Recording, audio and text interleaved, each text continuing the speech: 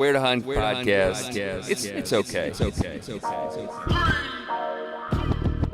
Hi, I'm Dan Small, host of Outdoor Wisconsin, and I listen to Where to Hunt. Nah, it's okay. I'm Kurt Geyer with Working Class Bow Hunter. I listen to Where to Hunt podcast, and it's decent. It's all right. Hey, this is Bud Fisher with Catching Deers, and I think the Where to Hunt podcast is all right.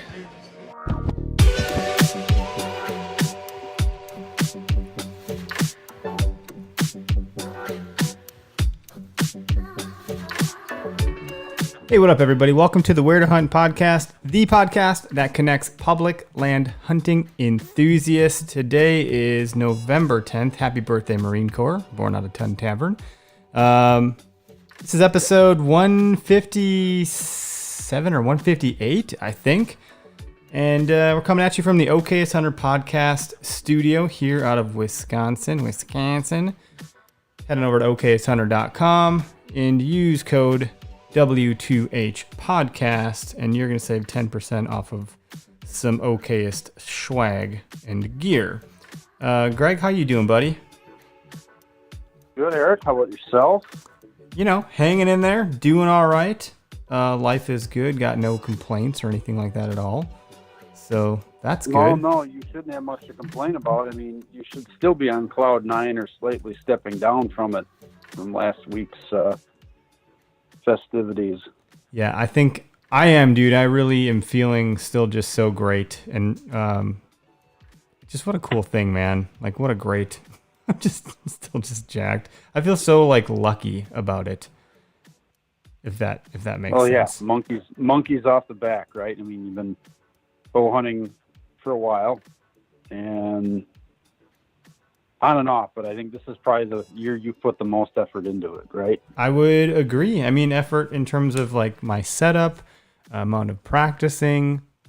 Maybe not scouting as much this year, but you kind of took that off my plate, so then allowed me to do some other stuff. But then time in the woods and then the stand. You're welcome. It's good. Yeah, You're welcome. That's all I'm gonna say. No, I appreciate it a bunch. I want to do a call out to some of our sponsors here. One of our newest ones, Spartan Forge. I don't know if you guys have heard of Spartan Forge or if you know what they're all about, but it's if you go to outfitter.spartanforge.ai or just spartanforge.ai, you can learn more. But right now they're kind of still just slightly in beta. They're emerging out of that and launching everything, but it's a way to predict deer movement and also how deer will negotiate particular pieces of terrain and land. They've collected millions of data points from collared deer data over several years and have just kind of emerged and are putting it to use. So it'll help you predict when you would see that average buck or average deer on hoof. And it's localized to wherever you're at. So when you get on the app, you plunk in your zip code and it'll tell you what it's like in your area, which will be very different than what it's like in another area. So head on over to spartanforge.ai, check those guys out. And then before we get into some of our bumpers, check out Fleet Farm. So this is fun. I'm going to read this off. Fleet Farm is your hunting destination. Find everything you need from ice and gas to gear and snacks. Don't forget your beer and your bush lattes. You can even pick up your hunting license there and check out their huge selection of top hunting brands. Fleet Farm is your one-stop shop. You can even get gas there. So I know we'll be hitting up Fleet Farm. I already have. In fact, oddly enough, Greg, I didn't realize this, but this shirt I was wearing in my buck picture is from Fleet Farm. Well, imagine that. So, if you want to feel extra lucky, but underneath it was my OKS Hunter hoodie. See, there you go. You had your good luck charm on the whole time. I have to explain why it's so damn hot. One way or the other. Mm-hmm. I had to keep doing something consistent. I didn't bring my my meat rack, but I brought the OKS hoodie, and the hat. And what did I tell you about the meat rack? Now I guess I'm bringing it when we go gun hunting for the rack. Cause I'm gonna put my cooler on it. You know, I'm gonna have a lot of crap in that truck. Yeah, you are, especially if you're all in the same group of hoodlums as you did last year. Yeah. Okay, I got three more call outs to do here. Let's get them done. All right. Work, in a tree stand, or simply waking up, It's important to be alert. There's no better way to get there than with Backwoods Grind Coffee. Ground fresh for every order, delivered straight to your door. Backwoods Grind Coffee. Take a look at your feet. Are you wearing Gumleaf USA boots? If you said no, you gotta reevaluate some things. Each pair is handmade and tested to take over 1 million flexes. These boots will take just about anything you can throw at them. Use promo code W2H2020 for 10% off your final purchase at gumleafusa.com. And just so I don't forget, for Backwoods Grind, go to backwoodsgrind.com, use code, you guessed it, W2H Podcast for, you guessed it, 10% off. I know a lot of our listeners like Backwoods Grind, and I know a few of our listeners and friends in the community like and use Gumleaf boots. They saved me a bit when I was dragging that deer out when I found myself in a marsh that I wasn't aware of on the way out. So that was neat. Oh, yeah. Almost lost my Gumleafs in the mud, but I didn't. Powered through. Greg, you want to do the Vector Custom Shop ad? Read? Sure. Ad read? Well, I'm not reading much. I'm just going to shoot Call from the out. hip here and just say that. Whatever you wrote on the back of the napkin? Yeah, right on the back of my hand. Backwards in marker. Anyway, it washed off. So, if you're looking for a custom built to your type of specification arrow, check out vectorcustomshop.com. They have pretty much any way you want to build them. You can try 2 different spines, different weights in the front, order that in a test pack, 2 different arrows, give them a test flight, see how they do for you, and whatever flies best for you, you can order a half dozen or a dozen. And when you go to checkout at vectorcustomshop.com, save 10% by entering code WHERE2HUNT. Look at that. That's what I got. Flawless. That's what got it done for me this year. That's right. Vector Custom Shop. I did get a full pass through. I didn't find my arrow, so I feel bad because I would have loved to keep that, put it in the rack when I get it mounted, and obviously share that with those guys. And maybe I still will find it. We'll see if we do some spring scouting or something. Yeah. I'm not sure. I don't feel like going back out there now and tranch around back there. I don't want to ruin it for anybody else. Like what happened to me on that Sunday preceding.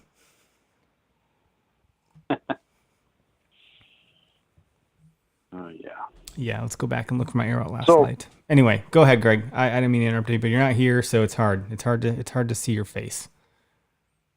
Well, you're not missing a whole lot. It hasn't changed a whole lot.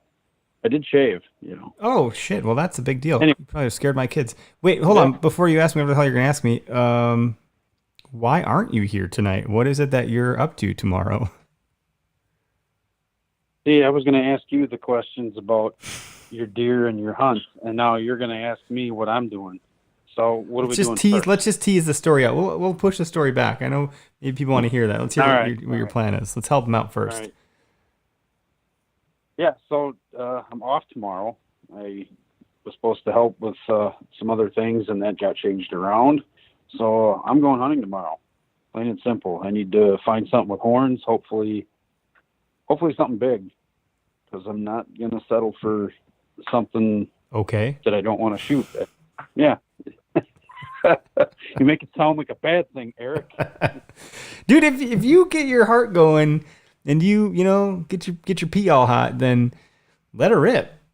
Yeah, right. Let her rip, tater chip.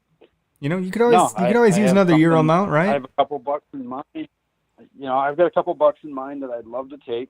I'm going to throw a sit in one area tomorrow morning, and if nothing pans out, then I got a backup plan for the afternoon.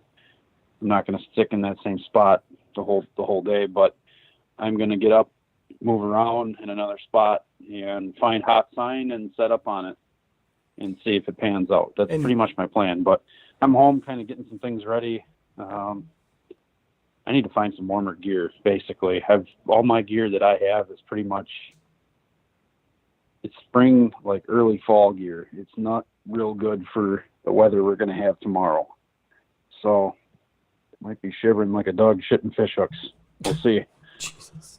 The wind's kind of wacky tomorrow. It's a predominantly west wind, but it's like, or like out of the west, I should say. And then it switches to, out of the southwest and then out of the northwest. It's like all over. Yeah, but I'm going to find a spot where I can predominantly hunt a westerly. Yep. So give it a try. When you say you're looking for hot sign, Greg, what is hot sign right now? Like, or do you have daylight trail cam pics of these bucks putting on rubs and scrapes, or like what's going to be really hot for you? A fresh turd? I don't have any daylight trail cam pictures of any bucks, partially because I pulled most of my cameras due to the fact that we have a lot of bird hunters in some of these areas, and guys like to mess with things. They see a camera, they're not very respectful of other property. You know how that goes. So I pull a lot of my cameras out. I do have a couple sitting and hidden away in some places, but I honestly really don't want to go mess with them. Those are going to sit there and just collect data to see maybe for next year or the year after, Yeah. I'm just holding out on those couple of cameras just to see basically how the deer use some of these areas for future. So I'm not just scouting for right now this year. I'm scouting for, next year and maybe the year after. But some of these areas I don't have a whole lot of intel on other than what sign I'm finding, either rub scrapes or trails, or just where deer are browsing, to know when they're exactly using it or how they're using it. And how close do you plan on getting into some of these bedding areas that you're aware of? That I'm going to play by ear. I'm going to go with my gut and my comfort level. We're going to see how far off I am. Where do you think they're going to be scent checking, cruising for does? Do you think you'd be better off setting up on doe bedding? I'm definitely going to be looking to set up on doe bedding. We're in the rut right now. They're going to be cruising. Heck, when I went and picked up my deer from the butcher today, I was on my way past the section, and in fact, I think I was on the phone with you. Yeah. And there was a buck cruising. You're like, oh, well, look at that. 1 o'clock. Staring at the road. Yeah. Yeah. Nice tall, I don't know, 7 or 8 pointer. Big body on him, and rain soaked, and just looking to go across the road to see if some of his friends are over there. But they're cruising, and that's the time to be sitting near a doe bedding area, I think. So That's what I'm going to do. I got 2 doe bedding areas that are pretty close. Pretty easy. One's pretty easy to get to. The other one, well, that one's not going to be a lot of fun. I'll probably end up bumping something. I always do when I walk in there. Yeah.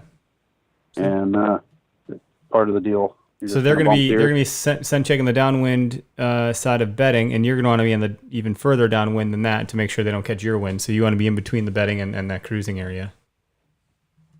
Right. Or I'm going to have to kind of put myself in the middle and just go with what I've got.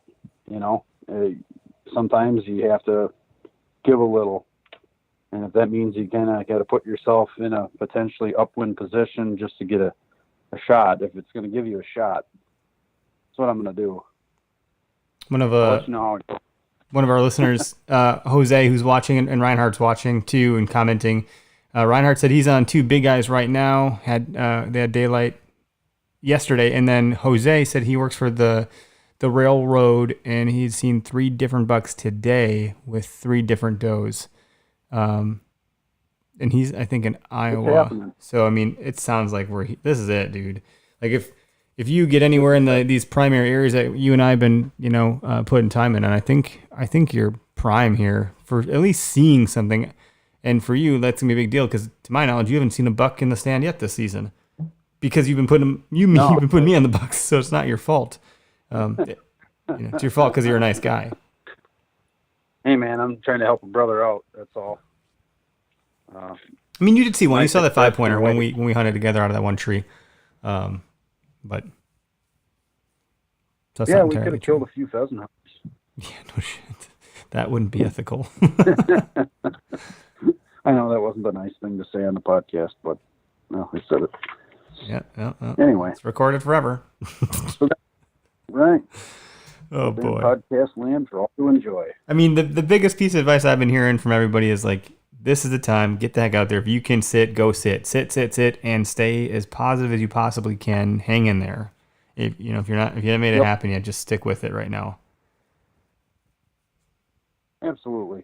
And that's what I'm going to do. I'm just going to go out there, pack snacks, water, and do what I need to do to keep myself sane. If it means getting down and moving to another spot where I see deer moving a little better, even if it's 50 yards, if I got to get down and move my stand, that's what I'm going to do. Yeah, if you got the wind in your favor, then you can move quiet and then just make moves, Maybe only go a couple sticks high so you can have a quick teardown. Right. Yeah, and that's all I plan on doing because most of that area, as you well know, it's not real big, heavy. It's not a lot of trees, and they're not big trees, so you're really not going more than a few sticks high. So it'll be a quick tear down, run, reset, and go. Yep. Are you doing a morning sit too then tomorrow? Yeah, I'm going to go sit in the morning. I still am not 100% sure where I'm going to go. I'm going to go. I don't feel real confident in my morning sits. Did one already this year, only one, and it was garbage. Yeah, it I was picked the right garbage for spot, I both don't of think, us. so. Right. That didn't go well for either one of us, that's for sure. But the evening was much better. Yeah, and in the evening too, I like hunting evenings better just because of the fact that I can see where I'm going. I'll have an idea in mind as to where I want to go, but something can sway that. If I find better sign somewhere, why would I not go follow the better sign? I'm not going to go hunt an area just because, this is the area I picked and this is what I'm just going to stick with. Well, a lot of people do that. Not how I know they do. And they have success at it. Yeah. I haven't had as much success at it as I have playing this bounce around game that I've been playing for the past 4 years. Well, it's been better for me to own. It was a year ago you and I hunted today. A year ago today when you and I hunted a conservancy property together. And, you got pretty close to some action. I saw a doe and I didn't shoot her. I actually kind of regret that in hindsight because I wanted the meat. But I thought maybe she could be hot and she'd bring in a buck. So I thought, why shoot her? Hindsight, I probably should have shot her and just waited anyways, because what difference does that make? I could have just sat there because you were still hunting. So, but that was one of those instances where you and I went into an slightly overlooked area that I know gets pressure during gun. But I don't think, to my knowledge, that particular spot had any hunting pressure in that little area. People were going to other parts of the property, and we got on some good sign. I mean, we saw good fresh turds. We had good strong tracks. I think you had found some rubs on the way in too. So that was I found a crap. Yeah, that was a good area. I mean, that was a great first hunt. I like that whole area was far up. Yeah, and you heard grunting and chasing and crashing and all that stuff. I did the entire time I was set up in that stand, but they never did come out. I just saw the doe, and it was the same doe that went over by you. Sure, the little one. But there was a buck in there. I think he was chasing the ma around, and that was the fawn. Yep. That would have been the second fawn I've taken off of that property if I would have shot her. Sure. Good meat, good eating. But I'm just thinking about the fact that you had never been there. I'd been there, but I never looked at that slice of it, and you were able to dissect a property and get us in some action. It was pretty cool. So when you talk about hunting the sign, as people are listening, and they're going out tomorrow or this week or this weekend, what should they be trying to do?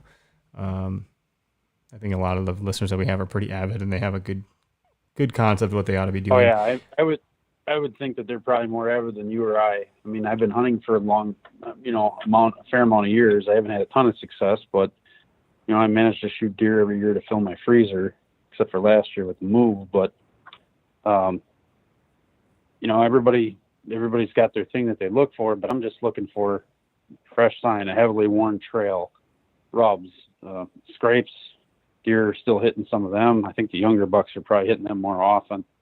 I think if you got something that's more secluded, that's not on a field edge, but in an area that's thick, that might be a good area to look. at least get an idea as to what's going on. But security cover is key. And if you got an area that's thick and full of security cover, I think that's just your best bet. You're always going to have something wandering around there looking for a doe or looking for a place to rest. So that's where I'm headed. I'm headed for tight, heavy security cover. Nice. And those shots can be kind of trails tricky too, but I think you got a good setup for it. You've obviously proven to be lethal by killing 2 does, no problem. So yeah, those are the warm-up. Monkeys off the back, you're ready to go, man. I had one other thought I was going to talk about. Oh yeah, are you bringing like a grunt tube with you? Are you bringing rattling antlers at this point? Someone I talked to, I forget who it was, maybe it was a Tactic Talk, or maybe it was a listener call-in, but someone mentioned they kept like a heavy stick on a string and carried the string up to their stand. So like if they were going to rattle, they would like, pick up that rope or that string and like, flop around the stick a little bit on the ground. So it seemed a little bit more authentic if you're in a stand. I know a lot of these guys that hunt in the ground, if you're doing rattling, you can stomp around and rustle up leaves and stuff to make it feel and seem more natural and authentic. But if you're in a tree stand doing that, you don't get any of that. So I thought that was kind of a cool idea. Yeah, I mean, I always bring my grunt tube with. That is with me. But you're not like blindly rattling. No, I'm not a big fan of blind rattling, but I've not had a lot of success with it either. I think I rattled one buck in when I was like 15. I was messing around behind the farm, and it was probably the end of October. And I just took a set of antlers my dad had sitting around, and I cracked them together and just kind of did a little rattling sequence in the back field. And this big 7-pointer came, poked his head out of the marsh and looked around, and then he walked out to the edge of the field and still looked around and wondering what was going on. Didn't see anything, and then turned around and went right back in again. But other than that, I've never had like a success rattling a deer in. You see it on YouTube videos and stuff like that, but I've had success with it once. Rattled in a nice 8-pointer on public land, but it was like a lot of kicking and moving and thumping and freaking throwing up leaves in the air and all that garbage, and a couple grunts, doe bleat, and one came right in on a string. It was pretty cool. But I think we were in a bad wind spot. He came from the wrong direction and got our wind and took off. So it's kind of neat to see it happen that way. In fact, because of the comment someone had said about the stick on a string kind of thing, when I was trimming branches when we were out in the marsh that Sunday, I was trimming a bit of a shooting lane, and some of the like twigs or sticks or whatever were bigger. And so I grabbed 2 of them and kept them on my stand, thinking like, if I'm gonna grunt, maybe I'll drop some of these or something like that. I don't know, getting kind of weird. Probably not a great idea, but one of those things that's like, if that would work, it'd be kind of cool. Yeah, you never know what you're gonna see. Be honest with you, one thing that you might not think works, a deer might come in just to be curious to see what it was, because he'd never heard anything like that before. What the hell's going on over here? Right. They're a pretty curious animal. So yeah, when I was doing some photography this last summer, or like late summer, August, man, those does got so close to me. They were so curious. They could see me plain as day, but they didn't know what I was because they couldn't smell me. And so they got real close, perking their heads and getting real curious. Eventually they'd run off and blow and then look back, and then they'd creep all the way up again. I'm like, what the heck, you guys? I'm right here. You can see what I am, Oh, man. Well, anyway, I don't know. I'm glad that you're going to be out tomorrow. I think you should take over the Where to Hunt story and let people follow along while you're out there. If you're willing to post some content, That'd be cool. Yeah, I can post some content tomorrow on our story, and then they'll have something to do while they're on the can or whatever. Yep. What the hell's Greg out there doing? And this time, if you get one, it won't be a guess. We'll know it's you. Although people were pretty accurate about guessing the fact that it was me and not you. I thought that was kind of weird. I don't know why people thought it was me and not you. Well, they know. I only shoot does. Greg the Freezer Queen King. Yeah. Freezer Queen's your term that I heard of. It's not my term, but it's been a commonly used term this year. So Yeah. But I'm only a all little right. disappointed you didn't come tonight because I was hoping you'd bring me a snack stick or two, but you're not here, so that's sad for me. Well, sorry to disappoint. Yeah. Maybe next time. It's all good. It's all good. Oh, Bill's on here. Bill with Spartan Forge said his vacation starts tomorrow. Dan Anderson. No. Could be good tomorrow. Yep, tomorrow, guys. Like, Greg's going to make it happen. Stay frosty. Stay tuned. I'm not trying to jinx you, buddy. I'm just trying to make it, manifest it. That's the word I was looking for. Manifest that shit. Oh, you're doing something. You go out there with the No freaking pressure. purpose. You just go out there and be like, this is the freaking day. Did you see Isaac with Vector Custom Shop, like half nude in the stand yesterday? I did. Him and I were talking about trying to get together and hunt, but he had some other things going on. We've been kind of trying to work together and maybe do a little filming, but just hasn't panned out with his schedule and mine. Having to go to work every day kind of puts a damper in a lot of that stuff. But Yeah. He's working on trying to chase down a certain buck, and the piece that he's hunting, it's permission piece, and said, hey man, you got to go do that. You got to go chase that buck down. So I hope he finds it. I hope he gets it tomorrow or the next day. Yeah, hopefully he's got his pants pulled up. Hopefully, yeah. You know. Yeah, and hopefully he does have his pants on. That would be a bonus. That would be a bonus. But if they're missing, we'll know where to probably find them. They might be dangling from a tree somewhere. It might be a bonus if you get a buck with your pants down, right? That'd be a story to tell. Oh, it was so hot. It was so hot. I pulled my pants down. My shirt was still off, and he came. He came right up there. I could just hear it now. I'm sure someone did yeah. it. I saw there was someone that posted a picture of their trail cam photo of some guy in his underwear with his bow. You know, must have been walking out to stand in his freaking underwear. Hey, you do what you got to do. Apparently. If you're a free spirit, let freedom ring. Yep. I don't know what to say. I don't know. Anyway. I'll let you ask the enough about questions my now. stuff. Yeah, go ahead. So, you shot your first buck with a bow. I think we know how it feels, but tell us, how does it feel to get that monkey off your back? Honestly, it feels like high school. Like when yeah. Just throwing that out there. No, it's a big deal, man. It feels good. Gosh, I've only been bow hunting. So what am I, 34? I started bow hunting, I think when I was I want to say 23 or 24, somewhere right in there. So I guess I've been at it for 10 years, which doesn't sound like a long time, but I had only gotten my first deer with a bow as a doe from the ground at 10 yards. That was 2017 when my daughter was born. So 3-year dry spell of getting anything, and then hunting hard with you this season so far. Had 5 buck sightings and 2 opportunities, and closed on the 1 opportunity. So the one was a clean miss that still perplexes me. I think that buck may have been a touch bigger than the one I ended up with, but I'm just so thrilled. I remember when it happened, I was for the record, it was a pretty bad shot. I should have, in hindsight, done the map. I should have stopped him, and I didn't. I'm thinking it through. I should have stopped him, and because I didn't, he was moving, and there was a limb that my bow, the top part of my bow limb, I guess, was hitting when I drew back. It was touching it, so I had to I couldn't go left or right. I had to I couldn't go down or up. I had to turn it sideways. So my bow is cocked. I said this in the video when I was talking to you when you were here last Wednesday.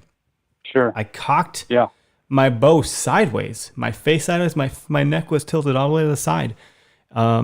So I've never done that before. I've never shot my bow from a side angle like that. But I was hell bent to make this happen. No, you're you're shooting in like a recurve. You're trying to keep the arrow sitting on the riser. I was. And yeah, that's going to change the angle of things.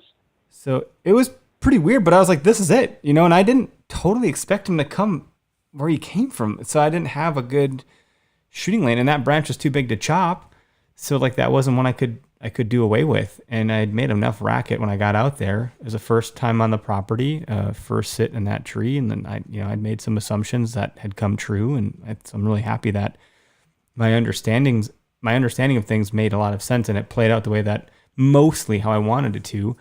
He came out of the bedding I wanted to. He just cut across in a slightly different spot. But so when I shot, it was far back, and I thought, fuck, dude, I just injured that deer. I shot him in the leg. That's what I thought.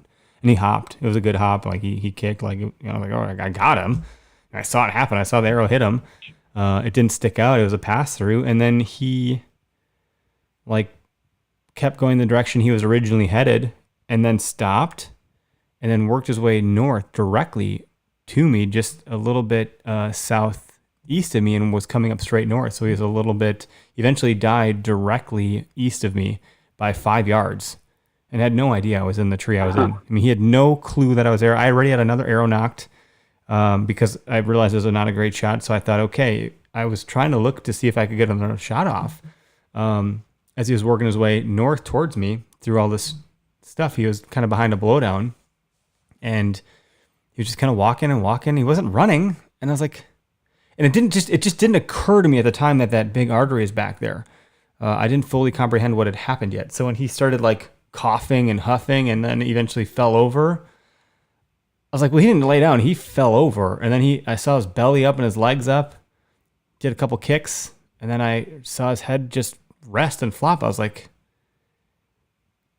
I just couldn't believe it. I was like, nah, he ain't dead. I didn't kill this deer. Like he's going to get up and I'm going to kick him out. And he's going to run forever. This isn't going to go well. And then the more I thought about it, I'm like, no, I think he's dead. You know, and I was only one stick high in this tree. I'd set up on such a speed setup because I was trying to get out there. I didn't get to the property until 10 to 4. And then I bolted my ass out to this kind of where I wanted to be based on the wind, and got set up. And I think I was maybe set up for 15 minutes before he came through. And so whatever, I jumped out of the stand, arrow knocked, release on, walked over to him, and I'm looking at him like, I think he's dead. And I couldn't believe it. So I poked him in. I took my arrow out, put my drop breast down, took the arrow out and poked him in the eye. Nothing. And it was at that point where I stood there for a minute going, holy shit, did I actually kill this buck? Like, why is he dead right now? What happened? It was pretty crazy. I texted my dad, and he's like, you got lucky. I think you hit the artery. First person I called was my wife on FaceTime. I texted my buddy who was out there with me. He showed up late and got to a different spot. I had no idea where the hell he was. I know he was out there somewhere. And he's like, did you shot one? Do you need me to help you track it? I'm like, no, I'm standing there right now. It's 5 yards from where I set up. He's like, what do you mean? I said, oh, it just ran right towards me. And that was it, man. I couldn't believe it. So I took a couple photos, dragged him out a little bit further, and we gutted him and got him the hell out of there. Yeah. Well, and you and I were talking earlier that day where you're like, yeah, I want to go to this property. I'm checking it out. And you sent me a snapshot of it, and you're like, what do you think? I said, looks good. You know, it looks like there's a lot of trails. Yeah, I like this one area. I'm like, okay, cool. Yeah, I don't know when I'm going to go though. So, and all of a sudden, I'm on the phone with my brother from Arizona, talking to him about getting back into hunting and all that stuff. And I'm like, Eric's trying to FaceTime me. Eric, your buddy from the podcast? I'm like, yeah. Well, maybe you should go. I said, well, you know, I haven't talked to you. He said, no, call me back later. Let me know what's going on. All right. So here it's you, and you're showing me, like, you send me a picture. I'm like, what in the world? I think I sent you a text first. Me. I couldn't pick up because I was just trying to hang up with my brother. Yeah, I FaceTimed you and my buddy Joel, and I'm like, what the hell? Neither of these guys are answering, and Joel's here with me somewhere, and like, yeah, I'm like, so I see the picture of the buck, the head of the buck. I'm like, what in the hell just happened? I have no clue what's going on. Did I even tell you I was hunting? Go. Is that what had happened? You didn't even know I was out? Because you were pretty perplexed. You're like, what do you mean you got a deer? Well, yeah, because you had said, like, yeah, I don't know when I'm going to go. and it went from I don't know when I'm going to go to there's a picture of a dead buck. Huh. Well, at that point, you didn't know was it me or was it FaceTime someone else's? You didn't know. Well, no, obviously I knew it was you, but I'm like, he must have went hunting. That son of a bitch went hunting without me, which is cool. It's all great. I'm glad you were able to take, some of what you picked up this fall with hanging out with me, whatever it was. I don't know how much you actually picked up, but you took it out, applied it, and you throw shit at the wall. Sometimes it sticks, right? Yeah. And it definitely did. It worked out. So I was pretty damn happy for you, pretty excited. So I think I texted my brother back and said, yeah, Eric shot a buck. And he was pretty pumped about it, because my brother used to come with me and my dad and track deer all the time. He loved doing it, but he hated the cold weather when it came to hunting. So he never stuck with it. Well, but now he's talking about doing it again. But anyway, back to yours, your stuff here. It was awesome. So happy for you. Glad that you were able to go out there pretty much on your own, pick a spot, and just kind of off of what you're seeing. You don't know until you know, and if you're seeing a good trail with a lot of traction on it, a lot of movement going down it, what does it hurt to sit it? At least you're going to see something, a doe, maybe a small buck. But in your case, you saw a decent buck, and you were more than happy to take it. So yeah, but your voice is in my head a little bit. Like, I I remember when you said next time you see a buck, like, draw aggressively, because the one that I had missed, I was like so tepid and so cautious about it, which I think that you need to be considering that. But when I saw this guy, I just fucking drew back. I was like, fuck this, I'm drawn back. I know I'm swearing. I was like, I'm just drawing back right now. And so that way, by the time he was walking past, I was getting my sight pin on him, And then that's when I realized I was hitting that branch. I was like, oh, crap, what am I going to do now? Like, this isn't what I'm not going to mess this up. I'm not going to miss this. But right. Clearly I did mess it up, and it just Lady Luck was on my side that night to and honestly, that buck didn't live for more than a couple minutes. He was dead quick. There was a ton of blood in that cavity. And I'm surprised I couldn't find my arrow. I knew where the point of impact was. I saw the fur. Like, I'm just surprised. I don't know. I tracked him anyways, even though I already knew where he was. I tracked the blood trail, and tons of blood. I was like, wow, look at all this blood. Like, how did he die? So ask myself these questions, and I'm like, maybe my arrow, like, fell out at a different point or something, but it went clear through. So it'll be fun to try to find it later. But, yeah, he didn't really understand what had happened. Yeah. And there were two does with or nearby. They didn't, run off or freak out. They, it was all the whole thing was very quiet and unexpected, which is, I think, how a hunt should be when you're bow hunting. But on the way in, I kicked up 2 or 3 deer. I kicked up, I don't know what it was. It could have been a doe or a buck. Immediately, I kicked one up, and I was like, okay. And they didn't blow. They just kind of got up and went through the thicker stuff. And I thought, oh man, this would be a good place to set up. But like, the wind isn't right. This wouldn't work. I wouldn't have a good opportunity here. It would be a very small window of opportunity by the time they, might catch my scent. And then when I got to where I thought I was kind of going, I kicked up a couple. I was like, oh no. And I think it was a couple because it was super loud. It was either something really big or it was 2 deer. And I think it was 2 does, according to my buddy that was out there with me, Joel. I think he had seen those 2 does, and I don't know. So I don't think there's any sort of rut activity happening. That buck reeked like a rut buck, though. Like, Joel's like, I want to cut his scent glands out and use them for the rest of my hunts, which he forgot to do, unfortunately. But it was cool. Yeah. Well, there's a lot of canary grass out there, so that arrow, you might find it in spring if you go out there and do some spring scouting. Yeah. I guess if you can remember where it's at, you might be able to find it. Yeah, a pretty good idea. At least I think I do anyways. I thought I did, and I couldn't find it. So I was like, damn. We didn't look too hard. I mean, I didn't want to waste a lot of time. It was hot out, so I was like really concerned about getting that deer gutted and getting ice in the cavity. I didn't want to mess around. But then I realized, like, well, He didn't go far either. He died right by me. So normally there'd be a long track job, and then we didn't have that at all. I didn't let him sit long. I knew exactly where he was. I jumped down immediately. Yeah, and that's exactly what you needed to do. get them cleaned out and get them drug out and get some ice in them. Yep. And then you came over and helped out. But one thing I want to say, less to do with hunting, and just the moment that I'll literally, this is why I'll never, ever forget this. My daughter, who is 3 years old at the time, when we're recording this episode, November 10th, 2020, she is 3. She has been so excited for me to get a deer this season. She's my number one fan. I got that doe with my bow the year she was born. The couple weeks after she was born. She's born in September, so I got a doe, a couple weeks later. And every time I go out, good luck, Daddy. Are you going hunting? Good luck hunting. Get a deer. Whatever. Are we gonna eat it? She's just so into it. She watches hunting videos with me. She knows what TV we watch hunting videos on. Like, she'll request it.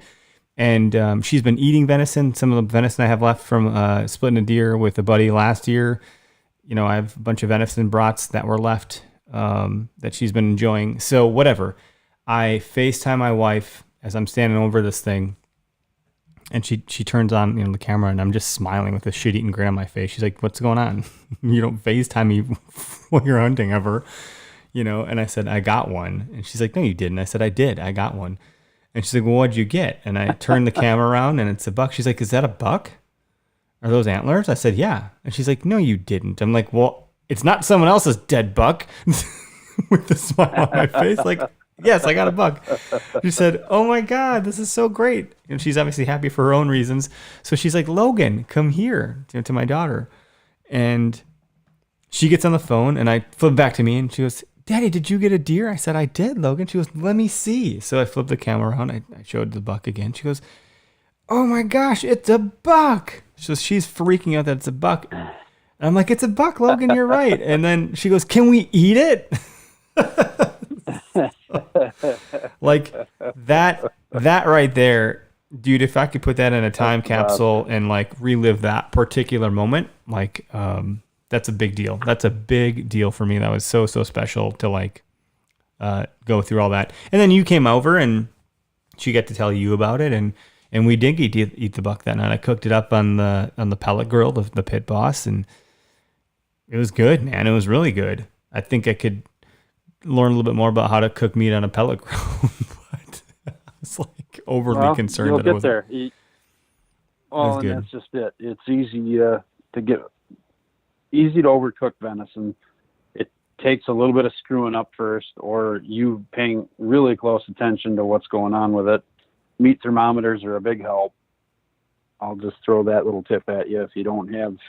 What's funny is I do have one, but I didn't even expensive. put that in. I was just such in a weird state of mind. I didn't put the meat thermometer in, and I wouldn't have known what temperature would have been the good temperature anyways. I was just so aloof that night.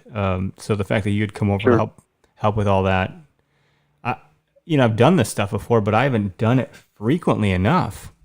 So it's just something that I haven't done in years. I was like, if you don't use it, you lose it. I just had no good memory around all this stuff. So it was really awesome to have you come and help out. Holly didn't like all the blood in the kitchen, but it was fine. You know what that means, though, don't you? It means you got to go hunt more and shoot more deer. Yeah. No, clearly. The more deer you shoot, the more meat you have to practice with. The more meat you have to practice with, the better you're going to get at it. Dude, I had a 5-year spell where I shot deer 5 years straight. I had a 5-year hot streak. And boy, was I good at it then. I got real good at it. I got real good at gutting. I got real good at, all that stuff. And then I even butchered my own deer one of those years because I was like, I was a college kid. I was making shit for money. I was working full time. I didn't have any money. It took me I think 6 hours. God, it was difficult because I didn't know what I was doing. YouTube and stuff. I had somebody trying to help me, but they weren't going to do it for me, which is good because that's how you learn. But I didn't know. I didn't understand the anatomy and this and that. But it was the feeling of literally doing it all on my own and then putting that meat in the cooler, getting it home, and then packaging it up myself, labeling it myself. It meant so much more to me. However, dropping off at the butcher is pretty freaking great. Wash your hands, move on. Yeah. It is kind of nice to be able to drop it off at a butcher, but you have a much greater appreciation for that animal. At least I do, when I take full possession of it from the field, you know, hanging it up in the shed or the garage, then caping it out and quartering it out and then breaking down the muscle groups and packaging it all up and labeling it and putting a date on it. And then every time I go into the freezer, you know, and you probably hear plenty of people say this, but every time you go into the freezer, you look at those packages and go, yep, I know exactly where that deer came from. I know where it's been and how it got here. Well, some of the people that think Every that is step of the way. gross, it's like, well, what do you think you're getting from the grocery store? Like, this is a side that I guess you don't see and maybe you don't want to see, but I think it's important to connect to your food that way, because then you gain that appreciation and respect and you understand where it came from. Because this is how it always was. That's how things used to be. You'd kill something, you'd bring it back to camp, you'd quarter it up, you would, you know, butcher it, and then you would freaking eat it and you would appreciate it. It's just, even the butcher, man, like, even though it's great, it's removing it from that step, you know. Now it's going to show up all clean packaged and beautiful and nice. And, you know, maybe my wife is going to be like, oh yeah, I remember seeing that thing bloody in the back of your truck, which I still got to clean my truck out. But it's just one of those things that I think that's an important factor of life to add that in if you can. Absolutely. We got our gun nice season to right know. around the I got corner, which is good. Sorry, I cut you off. No, that's all right. We do have gun season right around the corner, you know, and that's the chance to add another 1 or 2 deer to the freezer, and you'll be sitting fine with plenty of venison. Then, you know, Logan eats it if Holly likes it, and maybe if Dane starts gnawing on some venison here soon, it'll all be good. It'll get eaten up. Well, that was the big reason I got the grill. Honestly, I had an opportunity to replace my crust of my Weber charcoal, but I had a Weber gas grill, and it was ancient. It was from my dad as a hand-me-down. He got a new one for Father's Day one year or something, or his birthday, one of the two, and you know, he gave me the other one, which was super great. Well, I got a lot of good use out of it, but eventually just one of the gas lines was wonky and it was like spewing gas everywhere. So we got into this pellet grill thing, and I thought, well, what a cool way to cook food with wood as the fuel source. I can smoke it, I can cook it over the flame, I can expose the flame, and I'm so enthusiastic now because I actually haven't had any venison while I've had this grill other than the brats. So now I can really put this into use the way I intended. Brats really aren't. I mean, they're great. Don't get me wrong. I love a good venison brat, but it's really not venison in its pure form. It, you know, it's all processed, and it's usually got pork and mixed in with it. It's tasty, but it's not like eating a hunk of loin or even a nice chunk of roast or whatever. An actual whole muscle group. Right. Just doesn't, it's not the same. Yep. Well, I'm happy to say I did take the buck I did drive the extra miles. It was an hour and 15-minute drive one way to Outdoor Addiction Taxidermy, who we've had on the show in studio, been on their show also, out in Blue Mound, Wisconsin. And they're, to my knowledge, one of the only one-stop shops. And what I mean by that is they're doing the CWD testing, they're doing the butchering, and in this case, my first time ever, they're doing the taxidermy and the mount for me. So I didn't have to, short of the far drive for me, it was, I take it here and they do all that stuff. I'm pretty happy about that. And Alex is a freaking machine. Yeah. He runs on jet fuel. That guy's a fucking maniac. So super happy to give him the business. Absolutely. Yeah, I mean, my process has been so far, drop my sample off at the DNR station and then take the rest of the carcass over to the butcher. The butcher does his job, and then I get a call a week later saying the prime cuts are done and what do you want to do with the trim? So it's been a pretty slick process that way, but $85 to get it butchered. They keep the hide, and then anything additional, so brats, sausages, whatever, that stuff is additional per pound. Yep. To be expected. And I should call out actually our friends over at Field of Freezer also. I know they've made super big strides with their platform to find a meat processor. They're not a sponsor of the show, they're just friends of ours. But if you head on over to fieldoffreezer.com, you can take a look at what they have going on. They have an app that they're building. You type in your zip code or what have you, and then it'll find a processor nearby. And the processors that they have in their platform, you can digitally go through all this stuff and you'll know exactly what you're paying for when you drop that deer off. And then that processor will scan your QR code. So you don't have to wait in line anymore. And you know what cuts you're getting, you know how much of it. They have a lot of really smart developers that have taken a lot of this stuff into account to make sure they can guesstimate the size of the deer, how much meat, the shot placement, which meat might be ruined, which meat might be good. They've gone through an onboarding process with each processor to make sure, depending on their specialty cuts, you're getting. It's pretty cool, man. I got to go through their onboarding process and see how it all works, and it's pretty spectacular. And they're just kind of getting started, so they're fairly new, but they have a number of processors that they're already working with. So it's a growing platform. It's going to change the way we do all that stuff, I think. I would say. Yeah, I mean, we're kind of becoming a digital world here, so to have that kind of service at your fingertips is preting slick. Yeah, I tagged my deer digitally, right? I went to the DNR site and tagged it that way. It'd be pretty cool then, depending on where you're at. Maybe you're in a new area, you don't know where to take it, and maybe it's hot out and you got to get it somewhere quick. It's pretty cool. I messaged Alex right away and I said, "Can I bring it to you tomorrow? What time do you open?" And he I could probably go back and read the text. He's like, get at least 3 bags of ice in there. That should be good. Get it real tight up in there, which is exactly what you had said. But it was pretty cool for him to advise me on all that, Similar to what you had said, don't fuck up the hide. Don't push it in this way, Eric. Like that. So it was good to have him on. Obviously, I know him, so it was cool to text him and get that feedback right out of the gate. So we knew the meat was going to be all right. And they particularly, not that I'm trying to I'm just talking about their stuff. I'm not they're not a sponsor either, but if meat's not good, if you drug it through a swamp and it's not good, they're going to toss it. They're not going to use shitty meat when they do your processing. And I know that I get my deer back for the prime cuts, which isn't always the case. Yeah, that's important. Yep. Also, our buddy Doug Duran, you mentioned that you got a CWD waste station nearby, right? Or a carcass dumping station? Yeah, there's a carcass dumpster here at my local DNR station, so that's pretty nice. Aside from the kiosk right by it, too, to take the head and drop it off. And I'm not worried about my deer having it so much as it's really good to help the DNR out. Get that data. Yep.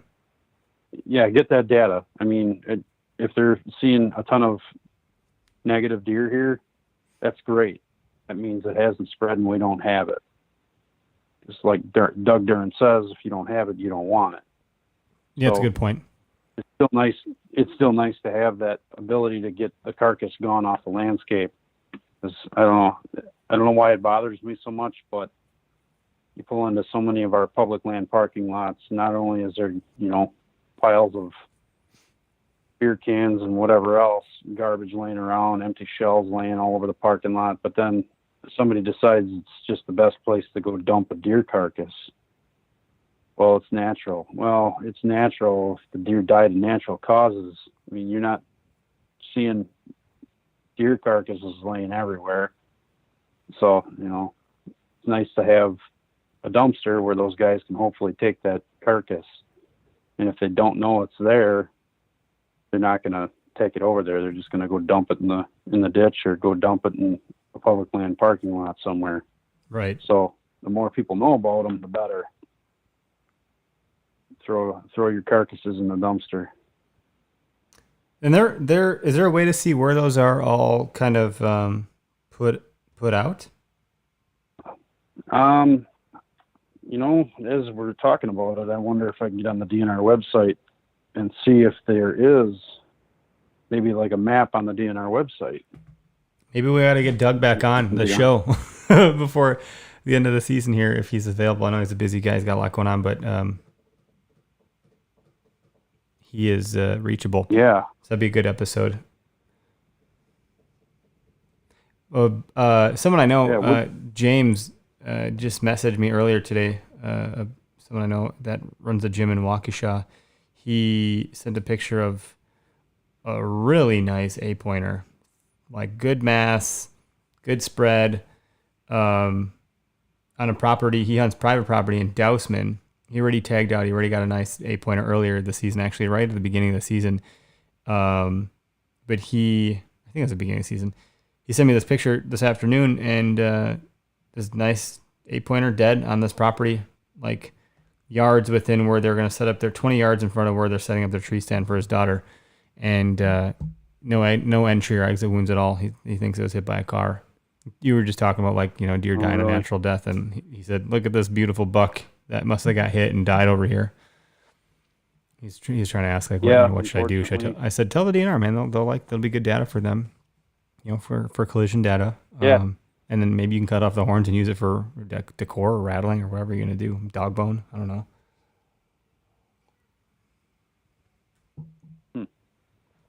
Is that legal to do? Can you just, if you find a deer like that, can you cut the horns off it? Antlers?